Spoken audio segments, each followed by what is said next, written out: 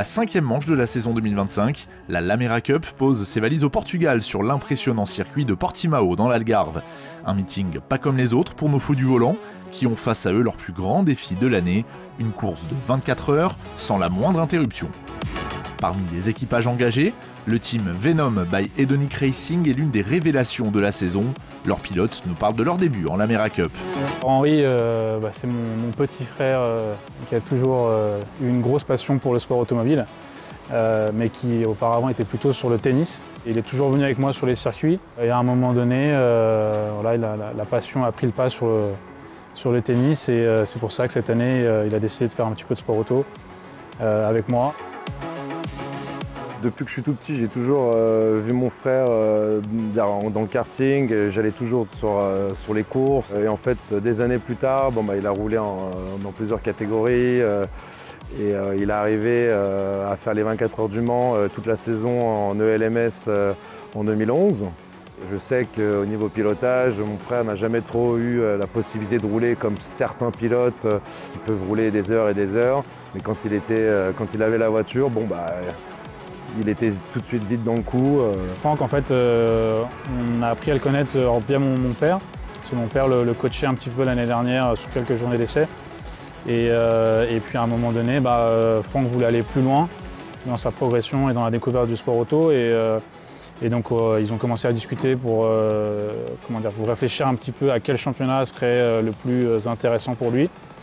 Et c'est comme ça que le championnat de la Lamera a commencé à sortir un petit peu plus de discussions. Et ça a été vraiment une super rencontre parce que finalement il y a une très très bonne entente avec Franck. Il est très au fait de là d'où il vient en termes de performance et là où il veut aller. Et en plus de ça, c'est un compétiteur, donc c'est vraiment agréable d'avoir un gentleman comme ça qui veut progresser et qui veut pouvoir gagner des courses. Je viens de l'univers des sports de combat moi-même.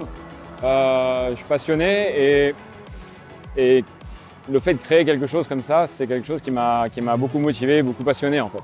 On est tous sur la même longueur d'onde et sur une course d'endurance, c'est comme ça qu'il faut être, il faut être synchronisé.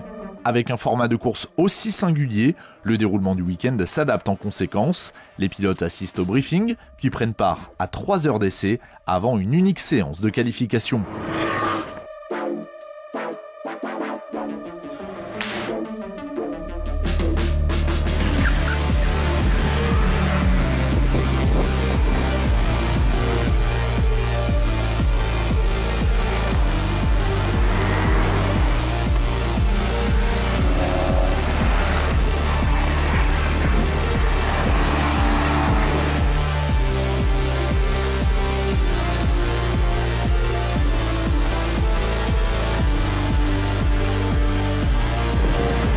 En catégorie Gent, la 78 CTF Gusto Mobile s'offre la pole position devant la 52 Triangle PACA et la 3 Triangle France.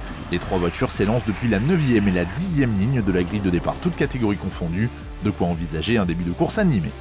La 26 3TM 62 s'adjuge la première place sur la grille de départ de la catégorie Elite, la 2e du classement général, et devance la 74 CTF Challengers, puis la 421 Atrax by Hedonic Racing.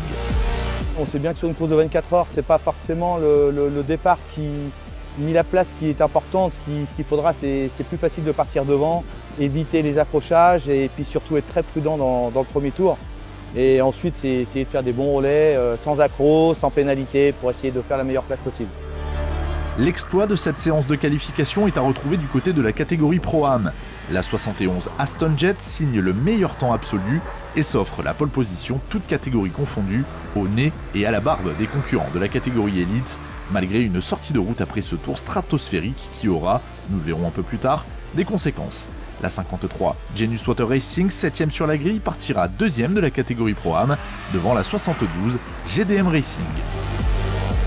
Beaucoup d'émotions en quelques minutes pour être honnête, voilà, juste un tour de qualif, le bon tour finalement, la pole, mais dans le tour qui suit, la voiture est un petit peu endommagée. On va pouvoir repartir normalement, mais voilà, des vraies montagnes russes cette qualification. Désormais membre du programme junior de Lamborghini, Paul Levé fait à Portimao son grand retour en Lamera Cup, là où tout a commencé, et n'a visiblement pas oublié comment y performer. Non, c'est un plaisir de revenir en Lamera. C'est une voiture que je connais parfaitement, du moins avec le 5 cylindres. Maintenant, avec le 4 cylindres, il y a des petites choses qui changent au niveau des régimes, etc. J'ai encore des choses à apprendre. Le format endurance, c'est très bien. Ça permet voilà, de rouler beaucoup, ce que je ne fais pas dans l'autre championnat auquel je roule. Puis voilà, retrouver toutes les têtes qui n'ont pas tellement changé depuis 2023 et ma dernière course, ça fait toujours plaisir. Véritable école de la compétition, la Lamera Cup regorge de talent depuis ses premières heures. Les frères Lombard, engagés sur la 5 Venom by Hedonic Racing, en sont le parfait exemple. Moi j'ai beaucoup aimé ce format parce que déjà tu roules énormément, tu restes longtemps dans la voiture, tu as beaucoup d'essais, donc tu roules énormément par rapport à d'autres catégories où tu roules vraiment pas énormément, tu fais 1 heure, 2 heures d'essais et la course elle dure 1 heure et c'est fini. Je pense que pour de l'apprentissage et pour pouvoir vraiment apprendre de plus en plus pour le futur, je pense que c'est une très bonne catégorie, c'est un très bon format de course.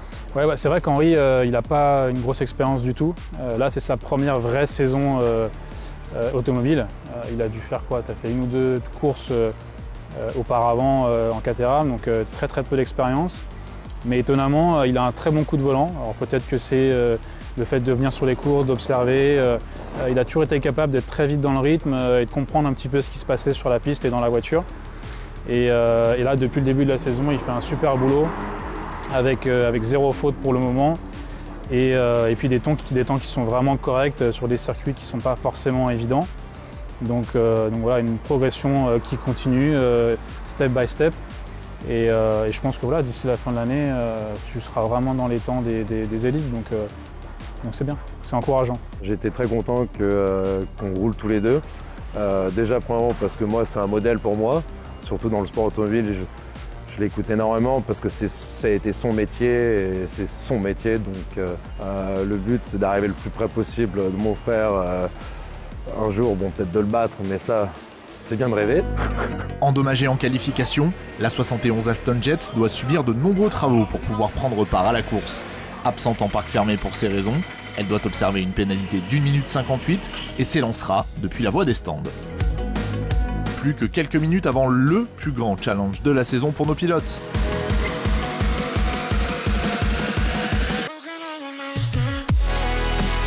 Depuis sa 2e position sur la grille, la 74 CTF Challengers lance parfaitement sa course et prend les commandes dès le départ.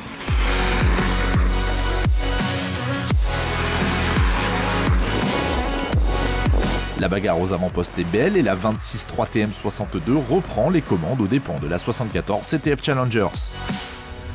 Comme souvent cette saison, la 5 Venom by Hedonic Racing s'invite également à la fête et remonte petit à petit.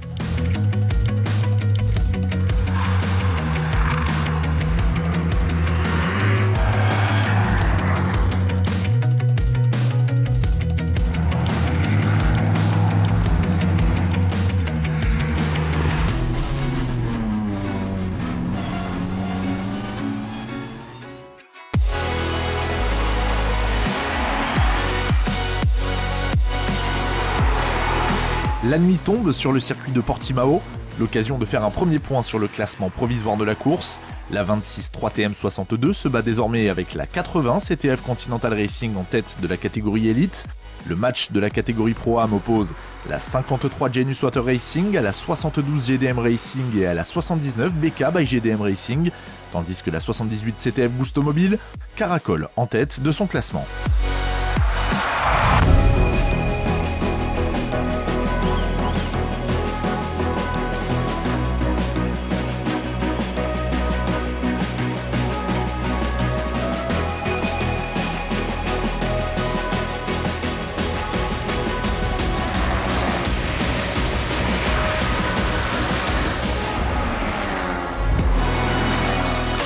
La nuit fut courte pour tous, les organismes comme les mécaniques sont mis à rude épreuve, mais pas de quoi faire trembler la 80 CTF Continental Racing qui domine les débats au lever du soleil, comme nous l'explique l'un de ses pilotes, Arnaud Maire. Il faisait moins chaud, donc on a profité pour faire le double cette nuit. Ça a permis aux autres de dormir un peu plus et puis d'être frais. Ça s'est plutôt bien passé. La voiture était plutôt bien préparée, c'était sain, la voiture est saine et les pilotes ont plutôt bien roulé. Le team GDM Racing n'a pas ménagé ses efforts durant la nuit. La 72 a été victime d'une sortie de route, mais sa voiture sœur, la 79, joue quant à elle la victoire en Pro-Am. Bon, le relais nuit, ça a été, d'accord. On a pu se rafraîchir, etc. Par contre, c'est dur, hein. C'est ma 3e année. Et là, j'ai des crampes, j'ai mal partout. Et j'ai encore un roulage. Donc, on est en train de se battre avec la 53, c'est assez sympa. Et puis, on va voir ce que ça donne. Si la Lamera Cup se veut conviviale, elle demeure une compétition à part entière qui requiert de porter haut les valeurs de la combativité. C'est justement l'ADN qu'elle partage avec la marque Venom affichée sur la voiture numéro 5. Son créateur Franck Dupuis nous explique son parcours. Lorsque j'ai lancé la marque, c'était donc 2005-2006. L'objectif n'était clairement pas d'arriver là où on est arrivé aujourd'hui, c'était simplement d'être autonome, indépendant et donc libre. Parce que j'accorde beaucoup d'importance à la liberté. Je ne me voyais pas du tout vivre une vie de salarié. Et de fil en aiguille, on a réussi avec Venom à développer un beau projet, puisqu'aujourd'hui, la marque est leader sur son marché au niveau mondial.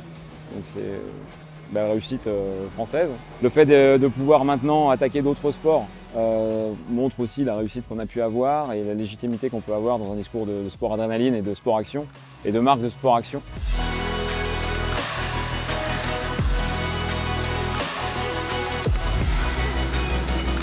Nous, l'objectif, c'est la même chose que ce qu'on fait dans les autres sports où on est présent, c'est qu'on essaye d'accompagner le plus tôt possible les jeunes talents, parce qu'on estime que déjà c'est une cause juste, que d'aider un jeune qui en a besoin, et aussi c'est la volonté de couvrir tout le cycle de la vie de l'athlète, entre guillemets, hein, clairement, depuis sa naissance jusqu'à l'apothéose, en fait, ce qu'on lui souhaite d'ailleurs. Donc on n'a jamais sponsorisé que des top champions, on a toujours été aussi dans des clubs de quartier, avec des athlètes qui sont des champions qu'on espère en devenir. Et donc on fait la même chose, en fait on ne fait que répliquer ce qu'on a déjà fait dans les sports de combat, à vrai dire. C'est la logique depuis presque 20 ans maintenant.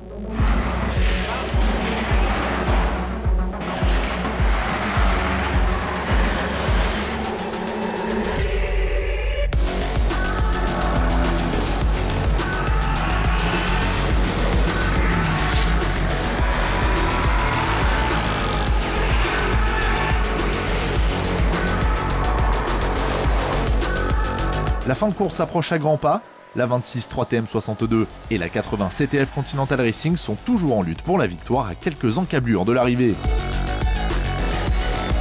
Au bout de l'effort, il faut attendre le dernier tour de la course pour déterminer les vainqueurs de la catégorie Pro-Am entre la 53 Genius Water Racing et la 79 BK by GDM Racing qui se battent roue dans roue jusqu'au bout. La 80 CTF Continental Racing s'impose en élite, tout comme la 53 Genius Water Racing en Pro-Am. La victoire revient à la 78 CTF Gusto Mobile en Gent. C'est l'heure des podiums de ces 24 heures de Portimao.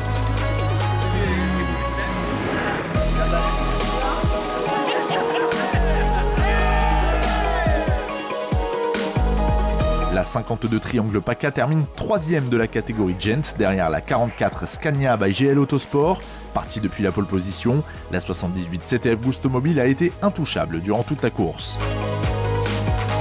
Dans le sillage de leur belle saison, la 5 Venom by Edonic Racing monte sur la 3e marche du podium de la catégorie Pro-Am.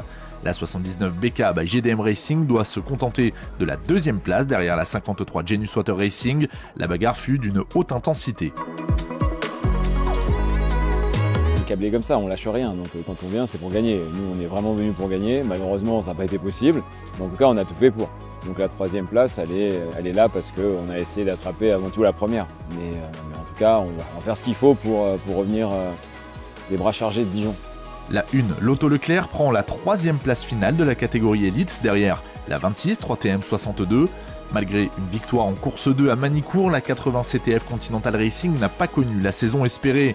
Ce second succès de l'année vient à point nommé et permet à l'équipe d'engranger de précieuses unités au championnat, idéal pour se refaire une santé. Rappelons que les points sont doublés à Portimao en raison de la longueur de la course. Ouais, c'est cool, franchement c'est vraiment bien. On a eu un début de saison qui était quand même pas top. Et au niveau de la motivation de l'équipe, c'était un peu... On était dans le dur, donc je pense que cette victoire elle arrive à point pour remobiliser un petit peu toutes les équipes. Clap de fin d'un meeting éprouvant, Wilfried Merafina nous livre son bilan du week-end. Ouais, fin d'un gros hello week-end, comme vous le voyez, dans des conditions qui sont un peu humides. On a eu la chance d'avoir du sec, du soleil, du embrumé, de la pluie. Et finalement, ça fait un super 24 heures puisque le dénouement s'est vraiment fait dans la fin. On a des super vainqueurs, la 80, ils se sont vraiment battus comme des dieux. Ils ont rien lâché. La 26 leur a couru après quasiment une grande partie de la matinée. Et puis la 1 est là aussi. Donc championnat, la 80 se replace.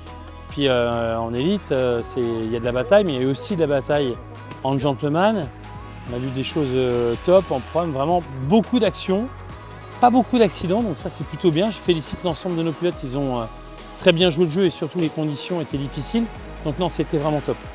Alors, je vous donne rendez-vous dans un mois à Dijon pour une course qui sera sûrement palpitante. L'an dernier, il y a eu pas mal de rebondissements, d'accrochages, de voitures qui ont tenté le tout pour le tout. Donc je pense qu'il y aura vraiment quelque chose de beau à faire.